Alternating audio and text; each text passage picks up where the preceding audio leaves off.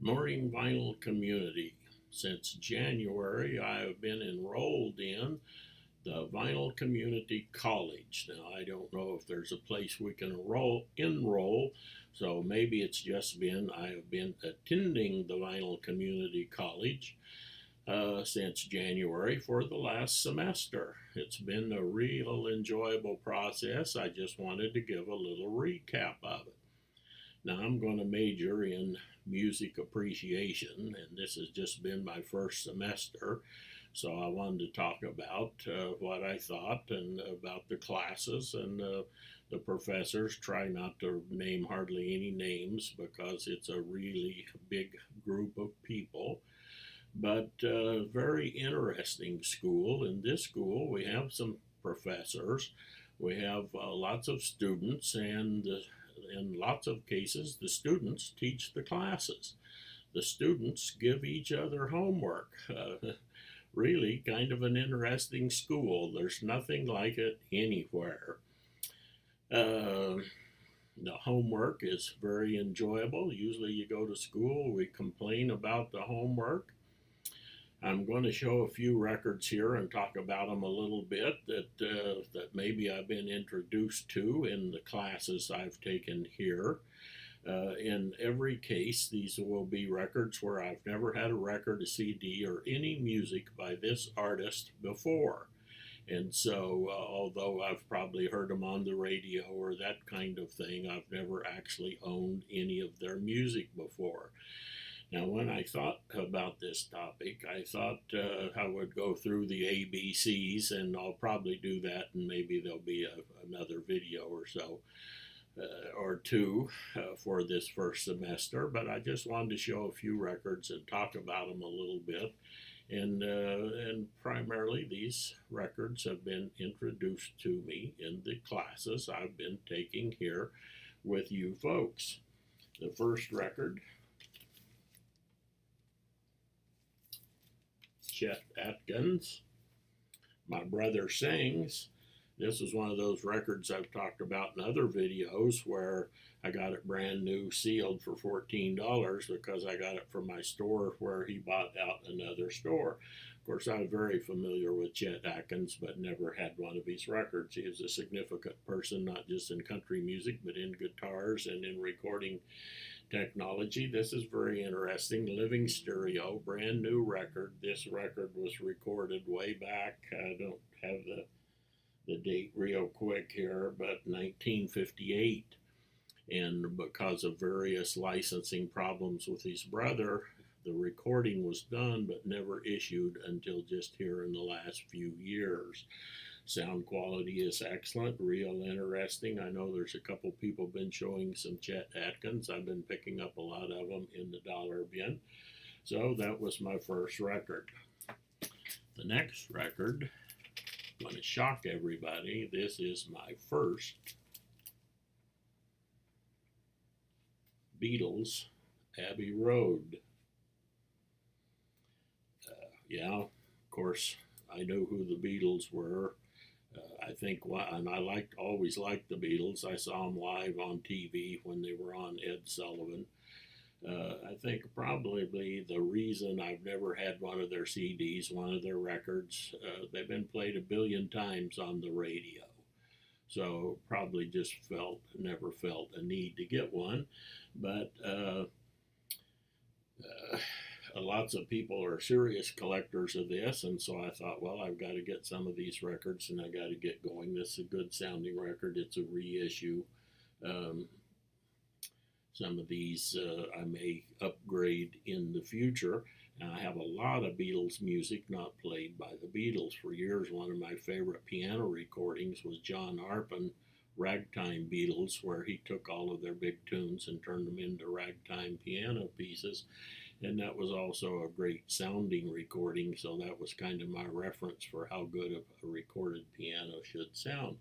But I know people are shocked that here I am at 74 years old and just now have gotten my first Beatles record, inspired by a few of the students in this school. My first cars, we went A, B, C.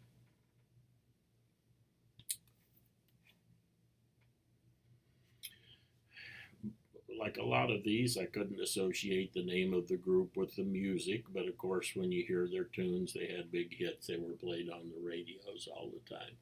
I picked up a few Cars records and won't talk much about those, but if you watch some of the other videos, and part of our music appreciation classes here are art appreciation, which has to do with the covers of the music. Well, I think that's just one of the best covers ever. I mean, you just see that picture of that girl behind the wheel, and boy, it can bring all kind of thoughts to your head. My next record, never had one of these before. I know this is one of the all-time top records, must have. Dire Straits, Brothers in Arms. This is a reissue. I got it for $4 near mint condition. This is one of those cases that I mentioned once before. Yeah, I go through the Rolling Stone Top 500 and look at the records and see. And lots of people have shown this, and it's a top record, so I will preview a few of the tunes on YouTube. Well, a good record, a record that's a program, that's a story, you can't tell anything by that. I've mentioned that before. Okay, so I got this record and put it on and listened from front to back. The first thing was, even though this is a later reissue, inexpensive record, the sound quality is outstanding. Three-dimensional big sound stage. But the record is just fantastic. And by picking a couple tunes and listening to them, I didn't get that excited. But when I listened to the program from end to end, this record got me excited. And that's one of the little lessons that I've learned in this class. I develop bad habits when you listen digital. You just run around and listen to a few of your favorites. You never listen to an album.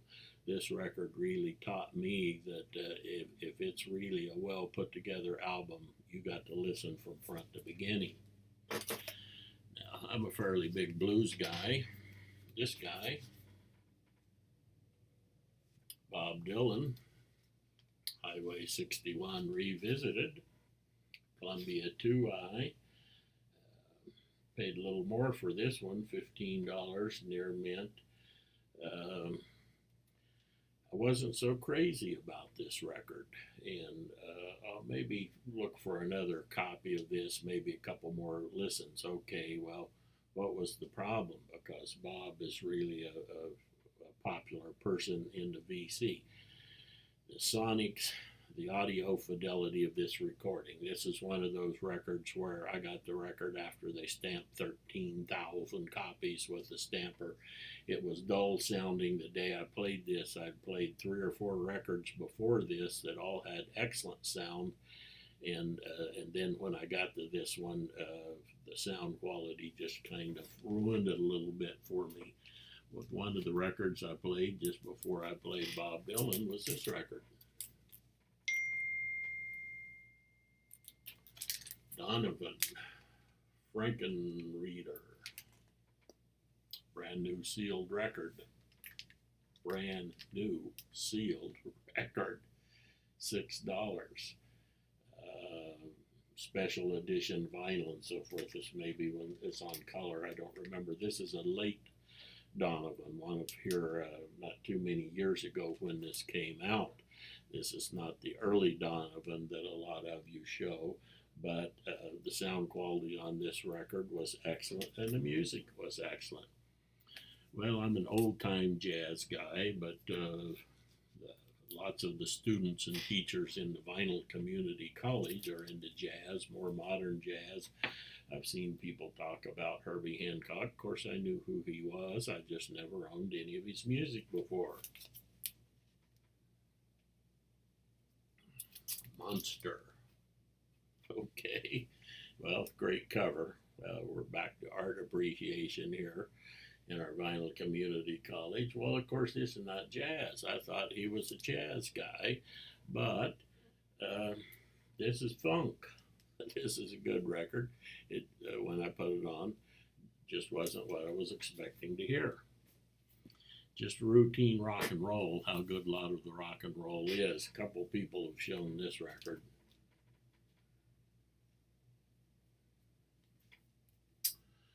Steve Miller Band, Book of Dreams. Really great condition, $5, excellent condition. Just good music all the way through, and again, excellent sonics, excellent fidelity on this record. Now, we get homework from other students, or maybe from the professors, but here is some of the homework I got.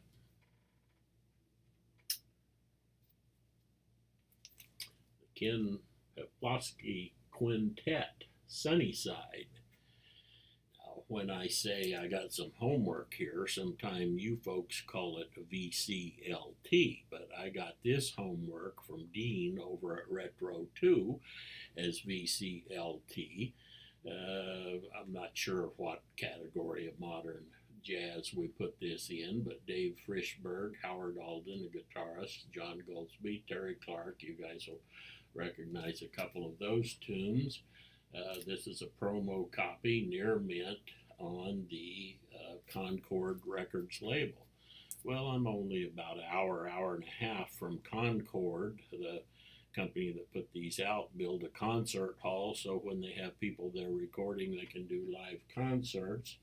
I don't have the date real handy on this one, but they do, well-known tunes. When I take my sugar to tea, I like that one. Ken Poplowski, alto and tenor saxophone, clarinet, outstanding recording. The sound quality was great, the music quality was great, and man, I loved doing my homework on this record. Another record, going to be hard for you to believe. Pink Floyd, first Pink Floyd. This was a $3 or $4 copy. Sound quality very good, very listenable. Of course, I have to upgrade this copy. I've watched a lot of the lessons you folks have given about these and which version and which pressing and which sound quality sounds the best, and so I have to use that knowledge I've gained in the Vinyl Community College and find the right one of these. This is like the Dire Straits. You can't preview a couple tracks off of this and say, well, I'm going to like it or not like it. No, this is a story, this is a movie, this is a program. You have to watch the movie from beginning to end. You just don't watch 2 or 3 minutes out of the middle and then decide whether you like the movie or not. Same thing with records. That's one of the lessons I've really learned here. Well, Pink Floyd, Roger Waters, a lot of those guys, I've been learning a lot in my classes here. And of course, you know, I like those cheesecake covers. So,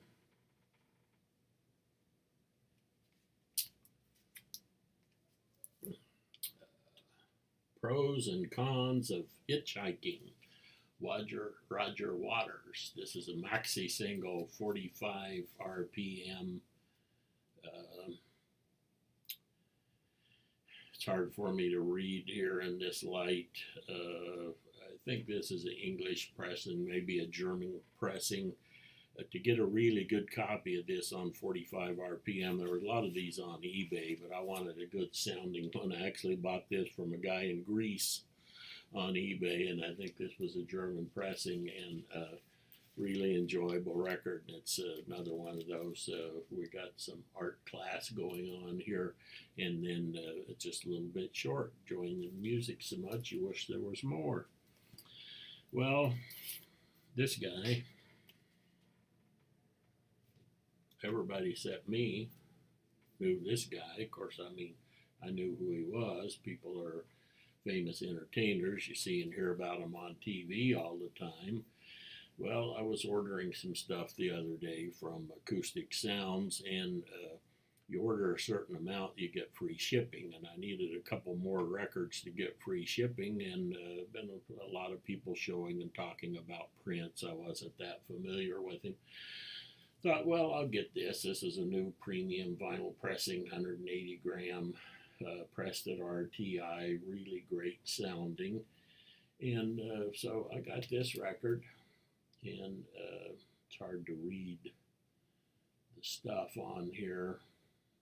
A should have wrote down the title here, but the last time, so I was listening to the record. It sounds good. I like it. I'll maybe get a couple more Prince records. And then it gets to the last tune on side A. I may have to take it out to tell you what that is.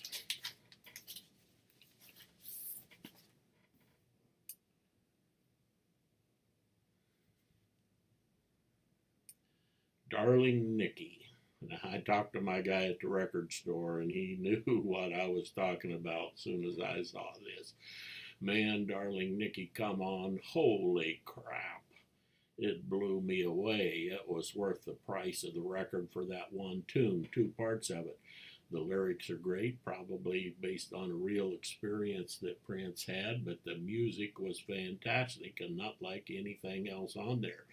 So, if I can find some more tunes that Prince did musically that are like the Darling Nikki tune on there, I'll get everyone. Here's another guy I knew about.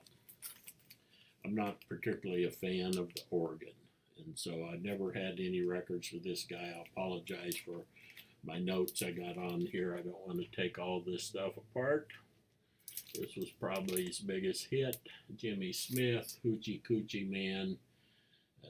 This was a reissue, brand new, sealed, got for $16 again from our record store.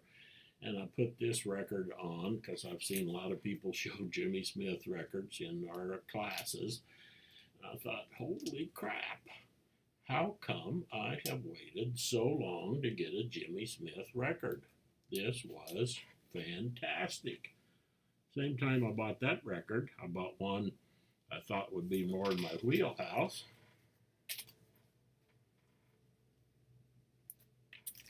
Got the record in the back. This is Blue Note. Jimmy Smith plays Fats Waller. I bet most of you Blue Note collectors don't have this. A little bit different. I'm a big Fats Waller fan. I'm a big piano guy, of course. So this was very good. This was very enjoyable being a Fats Waller guy, and you get some Jimmy Smith. I probably needed to have this, but that Hoochie Coochie Man, which was a big hit for him, that whole record was good. So, having good luck at my local record store. That's where you pick up your books, you know, your materials that you need for the classes you're taking. Monster, the incredible Jimmy Smith. What's good about this? St. James Infirmary, one of the classic blues tunes from the early days in New Orleans. Excellent record. One of the other things I learned about in these classes was a lot about the good recording studios, the recording engineers, the mastering engineers.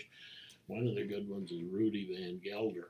So I found out when you see his name, you know you're probably going to get a good sounding record. Again, I've got little pieces of paper in here I'm not going to take out. Here's my last Jimmy Smith I'm showing. Any Number Can Win, great cover on the front, great cover on the back. Really good record. Got this record mint minus 1963. He got it for $7.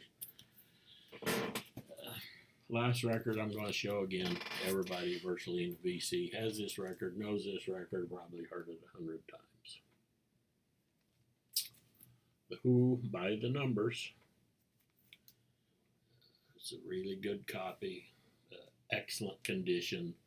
My local record store got it for $7. Sonic's outstanding three-dimensional soundstage. Music outstanding all the way through. So I'm going to be getting me some more Who in the future. So that was a little recap of my first semester in the Vinyl Community College. And I want to say thank you to all the professors and the other students who have been educating me. We've been educating each other. In the future, I might even want to teach a class or two on my areas of expertise. I'm all ready for the second semester, which, we take the summer off in this college. You don't have to do any schoolwork in the summer, so I'm waiting for September for the second semester. I got lots of new classes that I want to take and get some new information, and I'm looking forward to the homework. Probably liking this school so much, I'm going to go on for an advanced degree. So, Vinyl Community College students and teachers, I want to say thank you and see ya.